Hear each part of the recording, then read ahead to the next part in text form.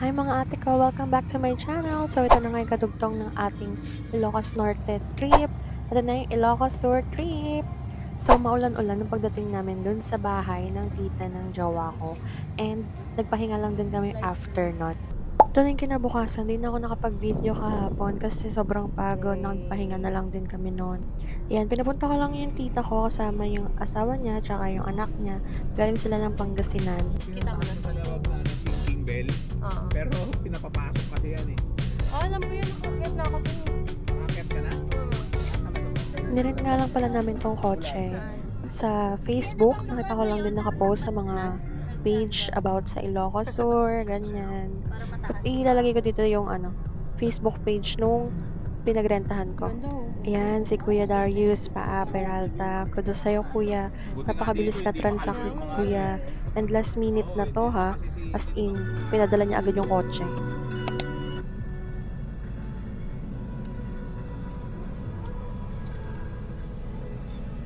Mag-park ka.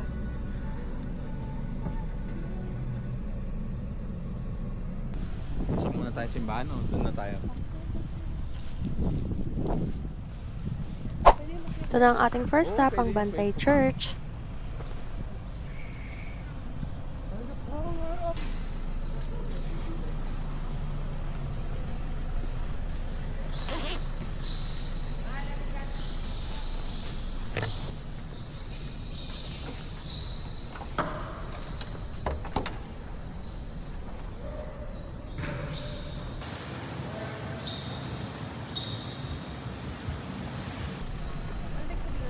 Lord have mercy. Tapos dito sa labas, nag-picture-picture lang kami. Lalagay ko yung mga picture dito.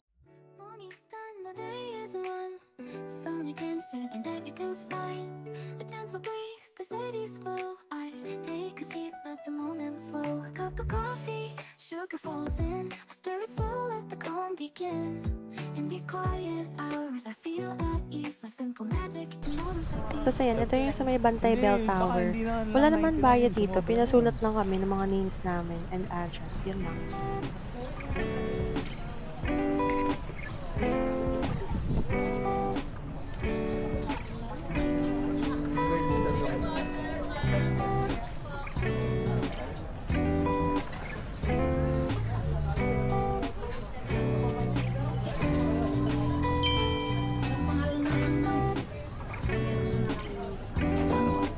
Donation po. It's up to you. Mula sa puso galing sa pitan. Baby, tas lang yung kinukuha sa buhok mo. Thank you, ma'am.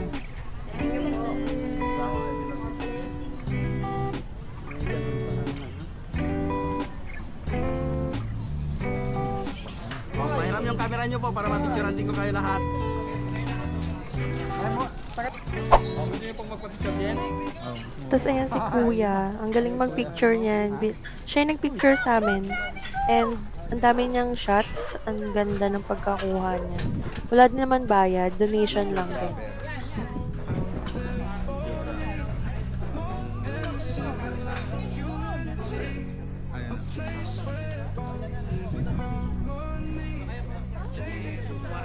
Ayan, o diba, pipicturean niya na kami dito.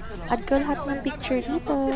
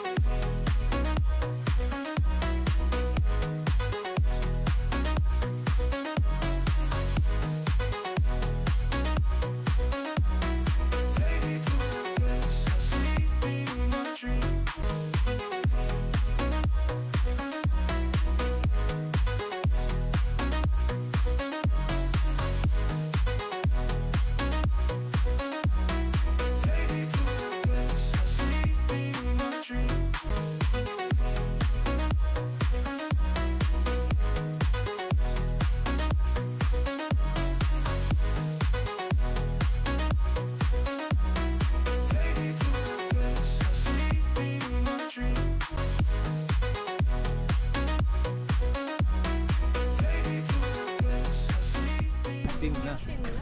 Yan, bawal na pala umakyat dito dati kasi umakyat kami dito mga 2009 yata yun or 10. Ako ano yung lumindol yata, parang medyo nagpanyo. Parang nabasag-basag na yung ano niya. Kaya bawal na kami. Last year lang yun. Last year lang. Oo, yung last year lang. Ayun, may construction.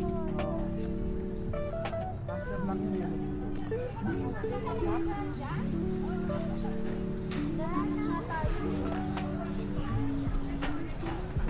Les, dito Les, oh!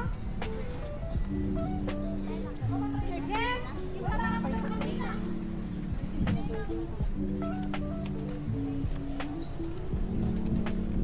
Punta lang sa kotse nila.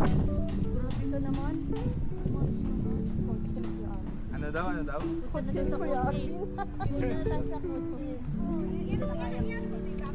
Wala mo, mayaman yung pakta na. Sa atin naman yun, no? Kaso 24 hours nga lang.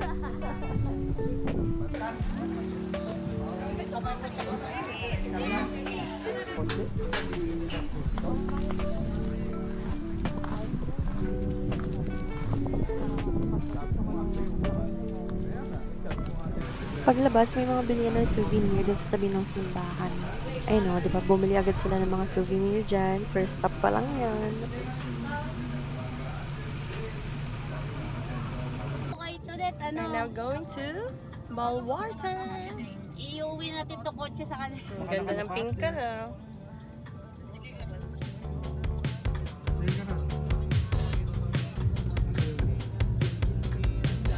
Ay, sarot. Sino mo yung mga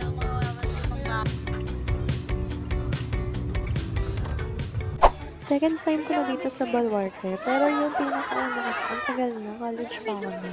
And ngayon, nagpunta ulit ako dito, and meron na palang ganito dito, mga parang reindeer. Hindi ko alam reindeer or deer, basta yun na yun. Ay, cute.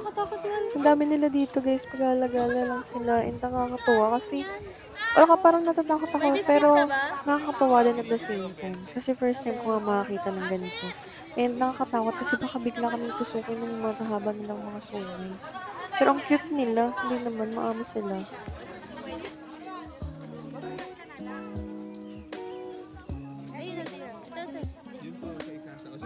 Gusto nila may sweet.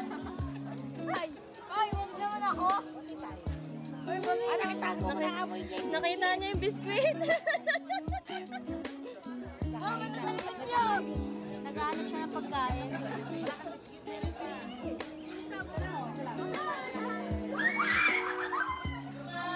Ito naman yung camel. Sa totoo lang nakakuha dito din sa camel kasi parang ganito. Normal bang ganito yung balat nito?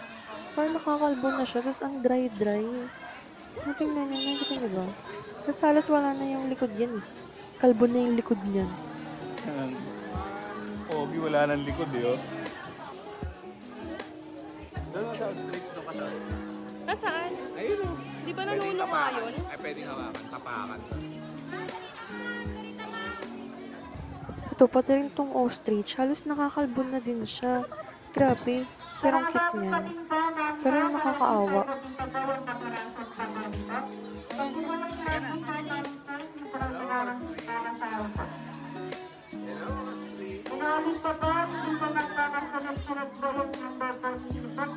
Kumakain ka ba ng ostrich?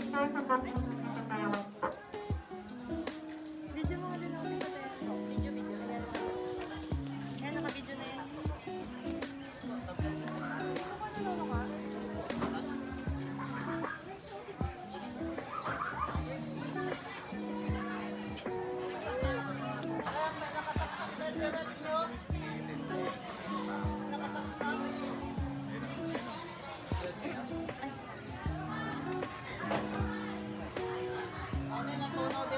Hi, Hesher.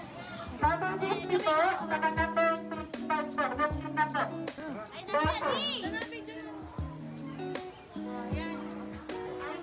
Inavail pala namin dito yung package B nila, yung may shuttle, tapos ililibot ka na sa buong Baluarte. 300 pesos per head. Ayan, makikita mo na yung buong grabe may mga pag-alagala lang ng mga ganyan, deer, reindeer. Tapos ito yung mga ostrich again, mga kalbo na din yun, nakakaaw.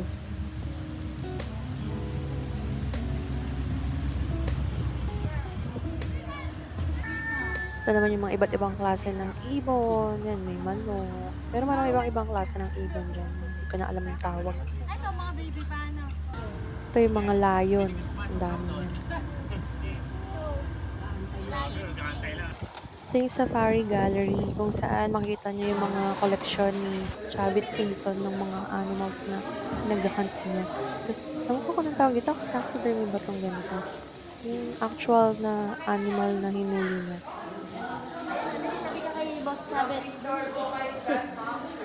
Alam niyo, pagpasok niyo dito, may parang distinct na amoy. Hindi ko alam baka dahil dun sa mga animals na ginawa sa kanila, pinatigas sila ganun. Basta may kakaibang amoy siya na hindi ganun kaganda. Tapos yan, naawa din ako. Tapos yung time sa mga animals na yun, grabe, paano mapapaisip ka? Paano pag may pamilya din tong mga to? Bakit sila pinatay, no? Kakaawa.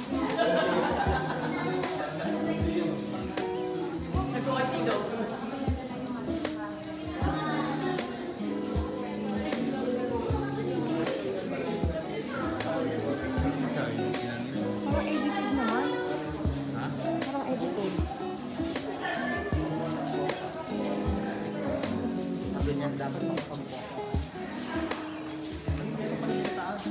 Picture lang yun.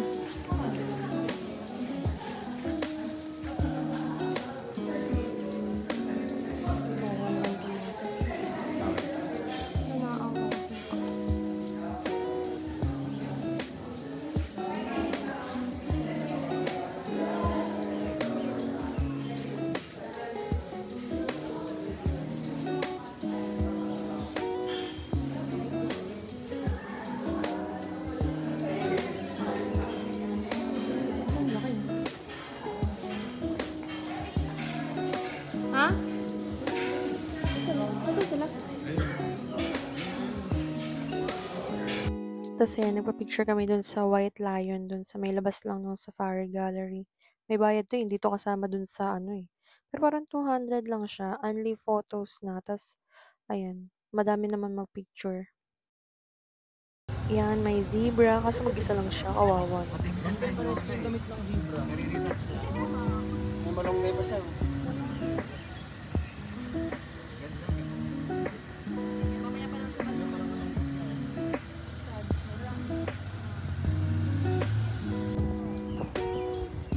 Sabi ng tupay, shake nyo na. Parang naman nyo na. Hi, bird. Pag-slide na ito. Ito ganda oh. Another white tiger. May bayad din yung pag-picture dito eh.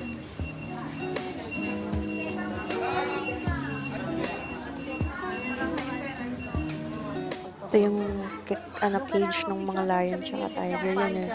Tiger, inaway niya yung lion na nasa loob ng isang cage. Gilid na gilid naman kasi mag-ano. Nag-aaway sila ng layo.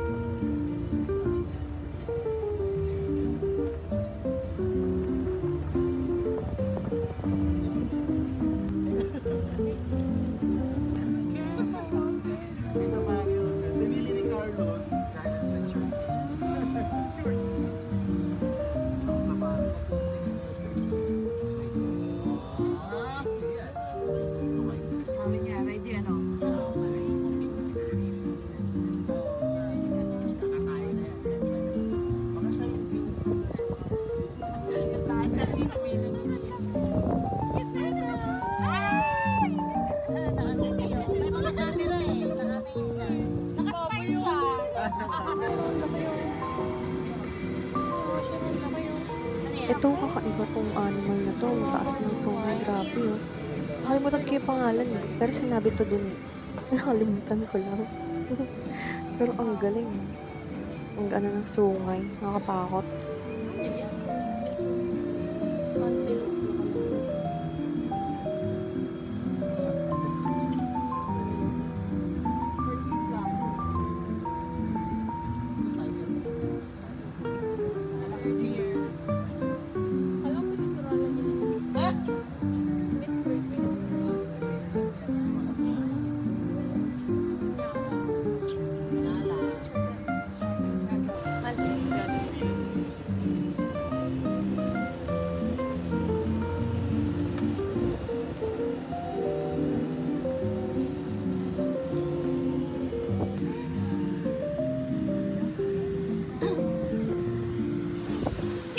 Kasi pa, may mga umangarang na deer dun sa dinadaanan ng sasakyan. Tapos tumitigil naman yung sasakyan na, yung shuttle.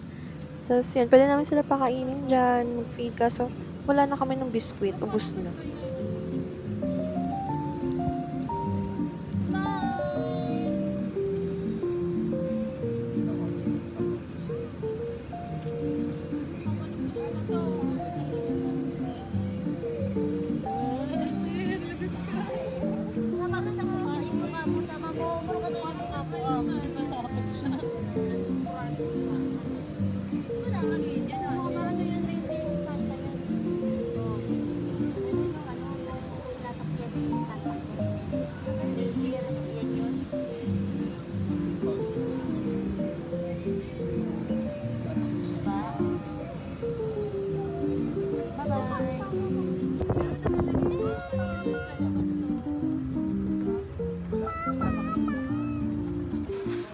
Ito na, mga reptiles, grabe mga ahas, iguana, pagong, tsaka yung madadaan natin dito is yung crocodiles.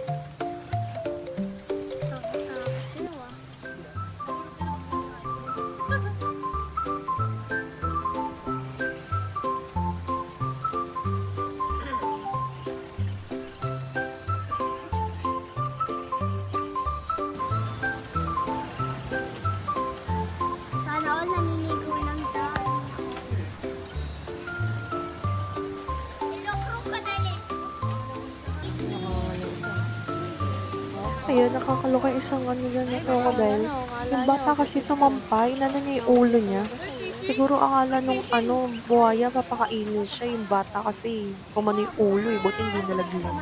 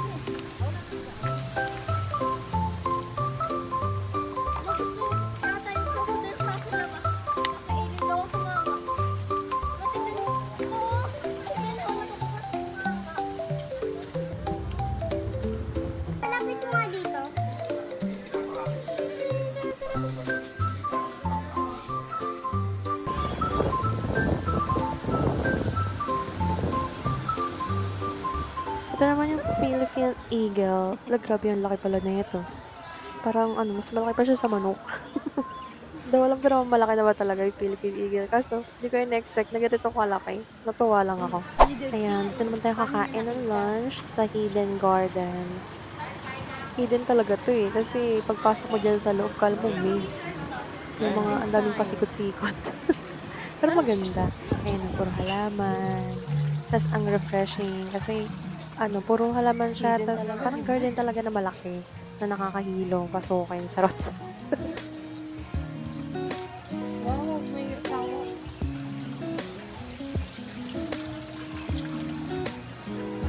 Ayun. Yung restaurant. May Gcash.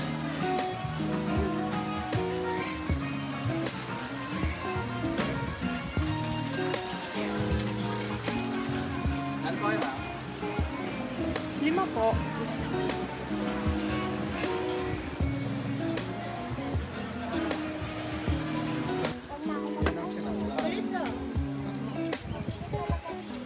Mabilis talaga dito.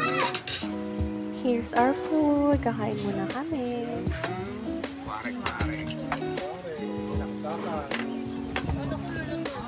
Play pa naman.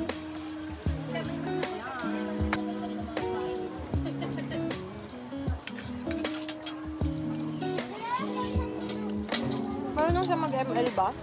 Parang? Una pa nga yan. Hindi,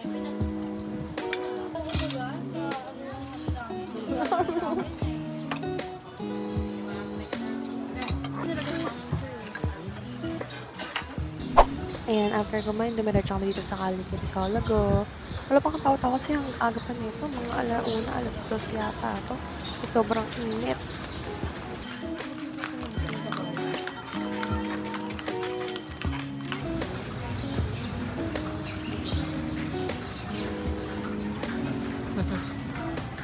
Ayan, after maglakad-lakad sa kainitan, muna kami, Irene's Empanada dito lang din sa Caligari Solago. Masarap din naman siya, pero kung ako papipilian, kung empanada dyan sa Ilocos Sur or sa Iligan, versus dun sa empanada na natikman ko dun sa Ilocos Norte, sa Lawag, mas gusto ko dun sa Lawag. Ang sarap. Pero, don't get me wrong, masarap naman pareho.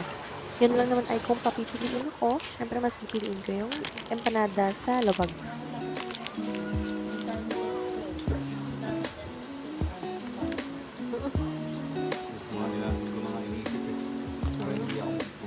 Pag nasa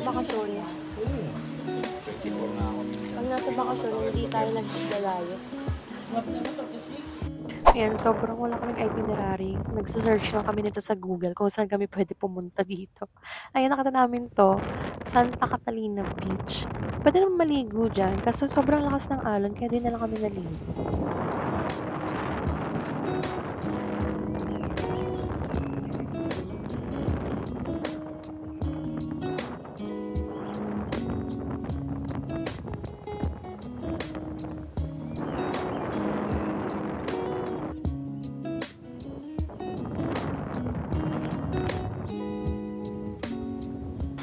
Ayan, nag-stop over kami dito sa highway para picturean tong Paraiso ni Juan. Sabi ng jowa ko, bukas daw yan dati pero ngayon nakasara na. Tapos ito yung Tangadan Tunnel, papunta yan ng Abra. Wala, nakita lang din namin yan na pwedeng puntahan, mag-picture-picture, ganyan. Kaya pinuntahan na namin. Para lang, may kasama dun sa itinerary. Charot. Tapos ito, bumalik kami dito sa Caligari Solago para makita siya ng gabi. Tapos, while waiting, pag magdilim na, ayan, sumakay muna kami ng kalesa, lahat kami. Diyos ko, ang lalaki namin. Tapos, pinagkasya kami ni Kuya dun sa isang kalesa kasi pwede naman daw. Parang 200 ata, 250 yung binayad. Pero, ang galing kasi kinaya naman kami. Ang hirap lang sumakay tsaka bumaba. Yan, tingnan niyo yung picture namin dito. Yan, di ba? Siksikan talaga kung siya malala.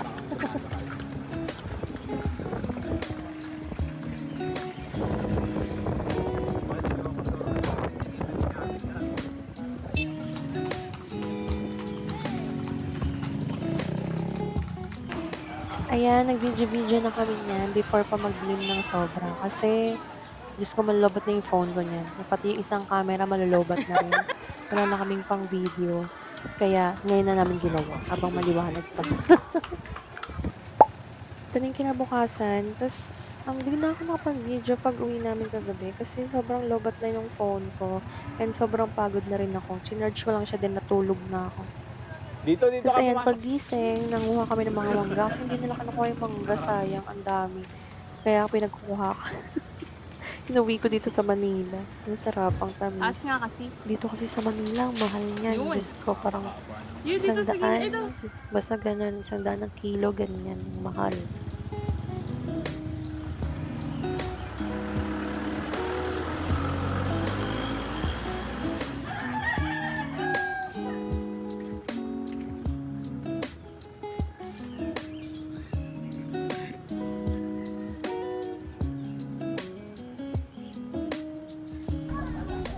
Tapos ayan, nung mga hapon na, nagyaya sila mag Pinsal Falls. So, mga 30 minutes yung biyahe simula dito sa Narvacan, papunta din sa Pinsal Falls ng naka-tricycle. 7, 6, 5, 4, 3, 2, 1. You'll never have the sacred stone. Oh, this you crazy mother.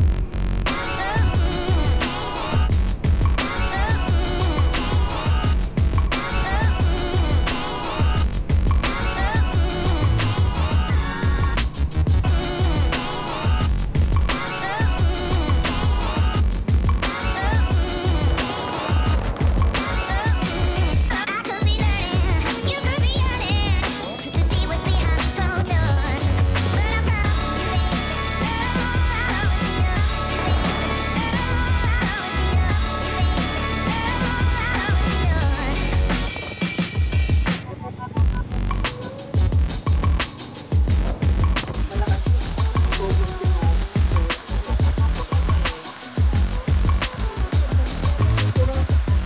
And here we are. Yung rates nila, post na nila.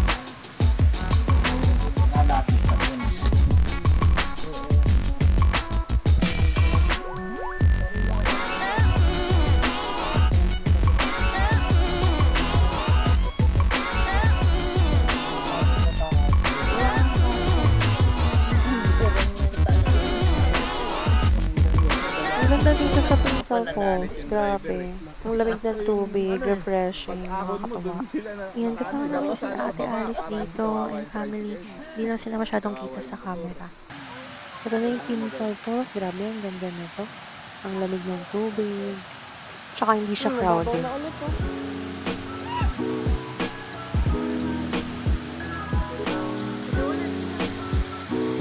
go, let's go.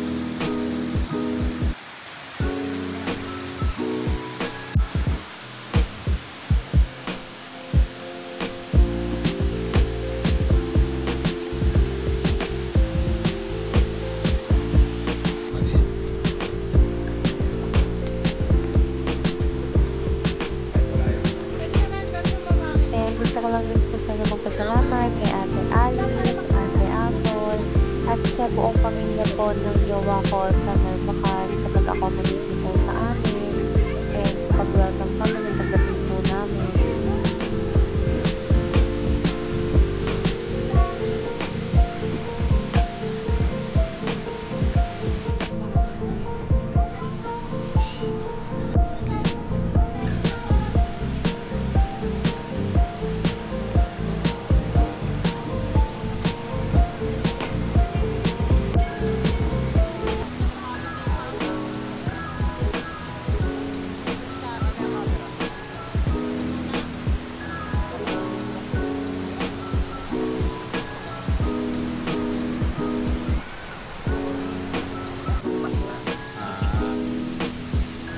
Also, preview is compressed for better image and stitching.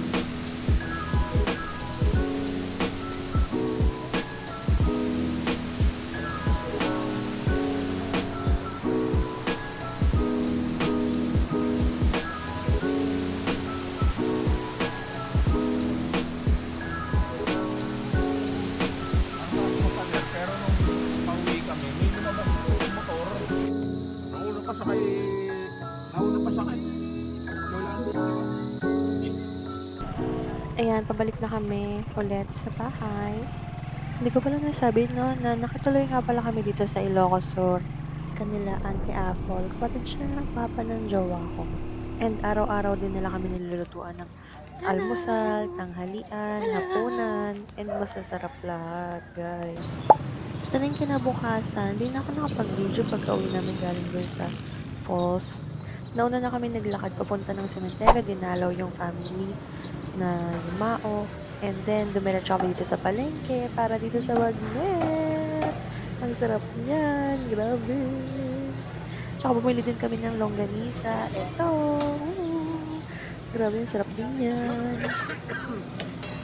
Pagkabalik namin galing palengke, nagkumain lang din kami. Then, eto, nagdiretso na kami dito sa may beach. Niyaya kami nung pinsan ng jowa ko. Punta daw kami dito. Ayan, sinamahan nila kami. Kami sasakyan silang dala. Tapos eto, yung Solbeck Beach dito sa may Ilocos Sur.